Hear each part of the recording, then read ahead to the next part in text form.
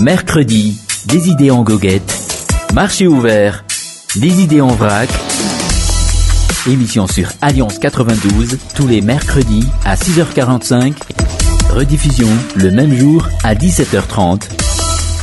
Les produits locaux comme les produits d'ailleurs affluent sur le marché des idées en goguette et il suffit d'être pragmatique, nous dit ici Joe Patricius. Alors, les grandes puissances n'ont pas de principe, seulement des intérêts. Citation attribuée au diplomate américain Henry Kissinger, décédé il y a une semaine. D'ailleurs reconnu par son pragmatisme et son sens de la stratégie politique, il avait servi plusieurs présidents de son vivant. On lui attribue aussi, entre autres, la détente avec l'Union soviétique ou encore le rapprochement de son pays avec la Chine au moment de la guerre froide. En tout cas, ce fut un conseiller avisé. Secrétaire d'État hors pair et stratège sans égal, il aurait pu, selon des analystes politiques, devenir président s'il avait une origine américaine. Toujours est-il qu'il avait réussi à établir un standard pour tous ses successeurs, au poste de secrétaire d'État. Et sa disparition nous ramène en tout cas à une réalité plus proche de nous sur le continent africain, au Niger, tiens. En effet, le Niger a connu ce qu'on appelle communément un coup d'État car des militaires ont déposé un président démocratiquement élu par la voie des urnes, un fait courant ces derniers temps dans l'Afrique francophone. Alors que la plupart de ses voisins et du monde occidental continuent de ne pas reconnaître le pouvoir en place, les États-Unis, qui se disent pourtant champions de la démocratie et de l'état de droit, ont choisi de renouer des relations diplomatiques avec les militaires au pouvoir en nommant une ambassadrice.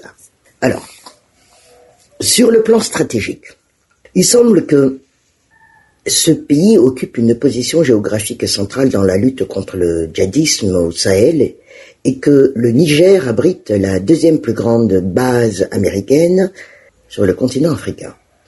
Ouais, certains appellent cela de la realpolitik. Voilà le mot, Joe Patricius.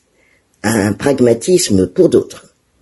Quoi qu'il en soit, eh bien, ce n'est qu'un exemple parmi tant d'autres, car la marche du monde regorge plus d'une histoire par rapport à la réalité politique et les intrigues diplomatiques, et cela au gré des intérêts des pays concernés. Quand un pays ne veut pas que son intérêt ne soit mis en péril, alors celui-ci choisit de rester pragmatique. Ainsi, s'il y a une leçon à prendre de ce pragmatisme, c'est que il ne faut pas totalement compter, entre guillemets, le mot, avec ce que l'on qualifie de, encore une fois, entre guillemets, partenaires traditionnels. Donc, les grandes puissances qui, ces derniers temps, ont aussi leur propre agenda à gérer, notamment sur le plan économique. La majorité de ces pays se trouvent actuellement dans une récession, et donc, oui, c'est logique. Ils doivent aussi trouver des moyens de gérer leur situation interne. Nous avons vu cette situation récemment en France avec le cas des Gilets jaunes. C'est d'ailleurs pour cette raison que le budget d'aide au développement n'est pas ce qu'il était auparavant et que les conditionnalités pour leur obtention sont de plus en plus difficiles. Et puis, dans un monde désormais multipolaire, il ne faut plus se cantonner sur un seul ou quelques pays partenaires. Le monde évolue à une grande vitesse et qu'il est temps également de, ce qu'on appellerait ici, diversifier les partenaires avec qui on peut avoir des relations.